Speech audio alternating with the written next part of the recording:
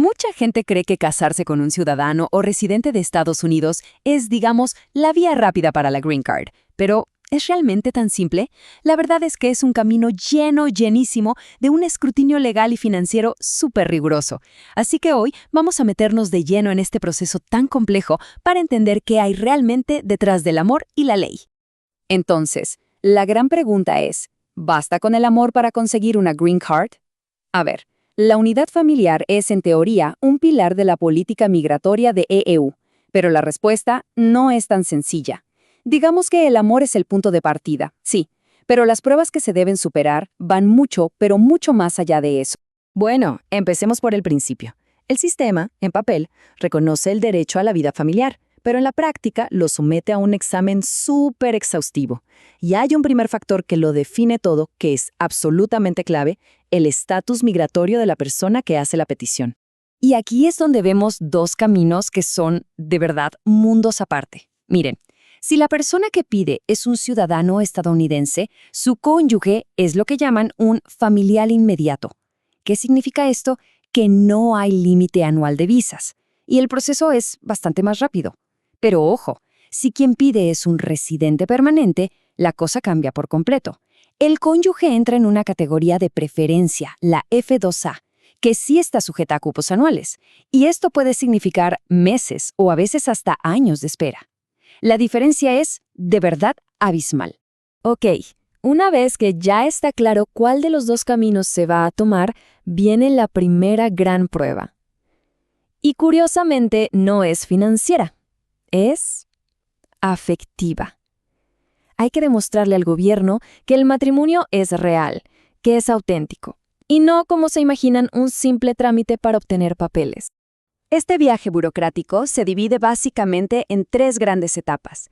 Primero, se presenta el famoso formulario I-130 ante USCIS, que es la Agencia de Inmigración. Con esto, se busca establecer oficialmente la relación familiar.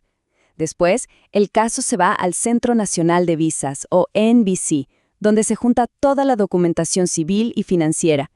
Y por último, todo desemboca en la entrevista consular. Ese es, digamos, el momento de la verdad. Y aquí hay algo que es fundamental entender. El papelito, o sea, el certificado de matrimonio, no basta. Para nada. Lo que el gobierno quiere ver es evidencia, digamos, orgánica de una vida compartida. Quieren ver cuentas de banco conjuntas, fotos de viajes con amigos y familia, mensajes, correos, pruebas de que la relación es real y continua. Cada uno de estos detalles va construyendo un caso sólido y creíble. Muy bien, y justo cuando parece que la parte más difícil, probar el amor, ya pasó, el proceso da un giro de 180 grados. Ahora hay que probar la solvencia económica. Y créanme, esta parte es tan, pero tan crítica como la primera. El gran obstáculo a superar aquí tiene un nombre: la regla de carga pública. ¿Qué quiere decir esto? En palabras sencillas, la ley busca evitar a toda costa que una persona que inmigra se convierta en una dependencia de los servicios sociales del Estado. Es, de hecho, una de las razones más comunes para negar un caso, y el gobierno tiene una herramienta súper específica para evitar. Y esa herramienta es el formulario I-864, o como se le conoce, el Affidavit of Support, la declaración de apoyo económico. Pero que no los engañe el nombre, porque este documento esconde muchísimo más de lo que parece. Y aquí está la clave de todo esto. El I-854 no es una simple carta de recomendación o un gesto de buena voluntad. No, es un contrato, así con todas sus letras. Un contrato legalmente vinculante con el gobierno de Estados Unidos. La persona que firma se está comprometiendo legalmente a mantener económicamente a la persona inmigrante y, escuchen bien, a devolverle el dinero al gobierno si ésta llega a recibir ciertos beneficios públicos. Y el requisito es súper específico, es un número y no hay vuelta que darle. La persona que patrocina tiene que demostrar que sus ingresos son de, por lo menos, el 125% de las guías federales de pobreza, tomando en cuenta el tamaño de su hogar, incluyendo, claro, a la persona que va a inmigrar. Y esa cifra, el 125%, no es negociable. Pero el punto más impactante es que esta obligación no es algo de un par de años, no. Este contrato puede durar una década o incluso más.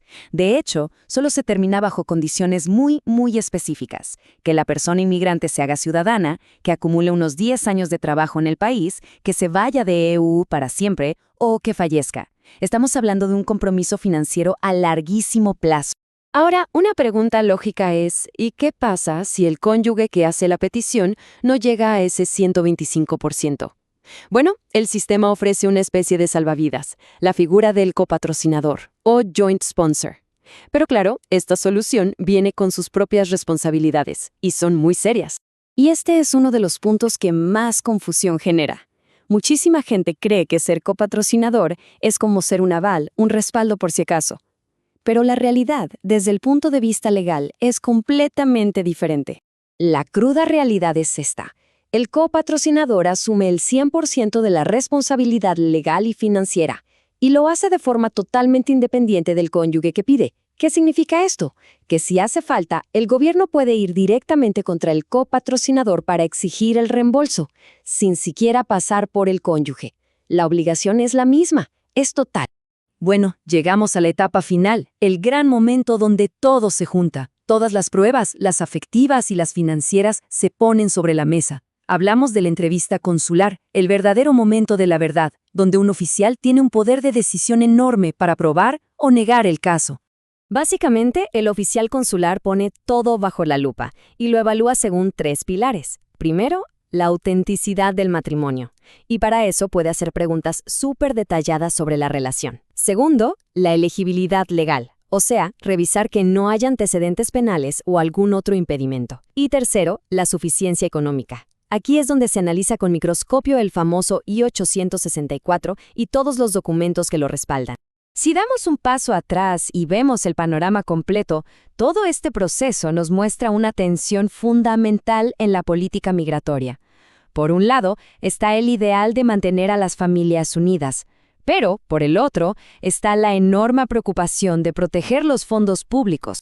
Y hay un análisis muy interesante sobre esto que es bastante revelador. Dice que el formulario I-864 funciona, en la práctica, como un mecanismo para privatizar el riesgo social, es decir, en lugar de que el Estado asuma el costo potencial de un nuevo residente, esa responsabilidad se le transfiere por completo a la familia. Y esto nos deja frente a una paradoja bastante fuerte. El derecho a la vida familiar, que suena como algo fundamental, termina estando condicionado a una prueba económica súper estricta. Una pareja puede tener el matrimonio más auténtico y sólido del mundo, pero si no pueden demostrar esa solvencia económica que pide el gobierno, la reunificación familiar simplemente podría no ocurrir. Y todo esto nos deja con una última pregunta para reflexionar. Cuando la unidad familiar depende de un contrato financiero, ¿quiénes se quedan en el camino? Al final, al transformar un compromiso familiar en una garantía económica que el Estado puede cobrar, el sistema termina creando un filtro económico para algo tan personal como el amor y el matrimonio. Es una muestra de cómo se intenta equilibrar el ideal de la familia con las duras realidades de la política económica en las leyes de inmigración.